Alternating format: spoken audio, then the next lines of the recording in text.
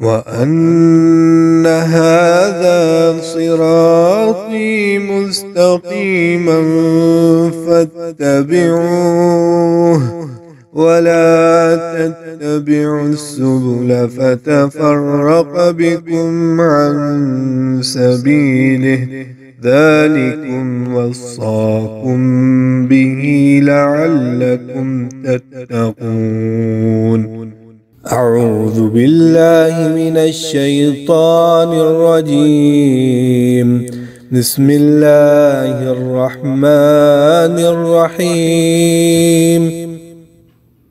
السلام علیکم ورحمۃ اللہ وبرکاتہ۔ الحمدللہ والصلاۃ والسلام علی رسول اللہ۔ کسی بھائی نے پوچھا کسی کو مسلمان کرنے کا طریقہ کیا ہے؟ دیکھیے، سب سے پہلے تو اسے اسلام کا مطلب سمجھائیے کہ اسلام کیا ہے۔ یعنی اللہ تعالیٰ کے علاوہ کسی کی وہ عبادت نہیں کرے گا اور نبی اکرم صلی اللہ علیہ وسلم کو اللہ کا آخری نبی سمجھے گا، اس کی گواہی دے گا۔ اور اگر وہ عیسائی ہے تو اسے یہ بھی سمجھانا ہوگا کہ عیسیٰ علیہ السلام بھی اللہ کے نبی ہیں، اللہ کے بیٹے نہیں ہیں۔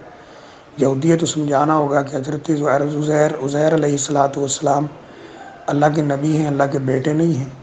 حضرت موسیٰ علیہ السلام بھی اللہ کے نبی ہیں۔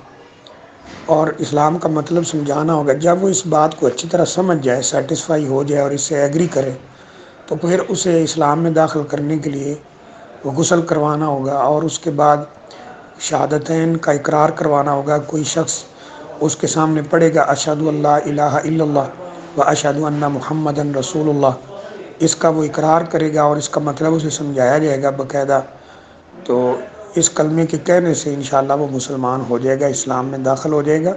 اس کے بعد پھر آہستہ آہستہ اسلام کی دیگر جو تعلیمات ہیں وہ بھی اس کو بتائی جائیں گی۔ مختصر سا اسے پہلے ہی بتا دیا جائے گا کہ نماز جو ہے اسلام قبول کرنے کے بعد اسے 5 وقت نماز پڑھنا ہوگی، 1 مہینے کے روزے رکھنا ہوں گے، یعنی جو اسلام کے ارکان ہیں۔ اگر مالدار ہوگا تو زکوٰۃ دینا ہوگی۔ اس کے بعد وہ ایگری کرے تو اسے یہ کلمہ پڑھا دینا چاہیے۔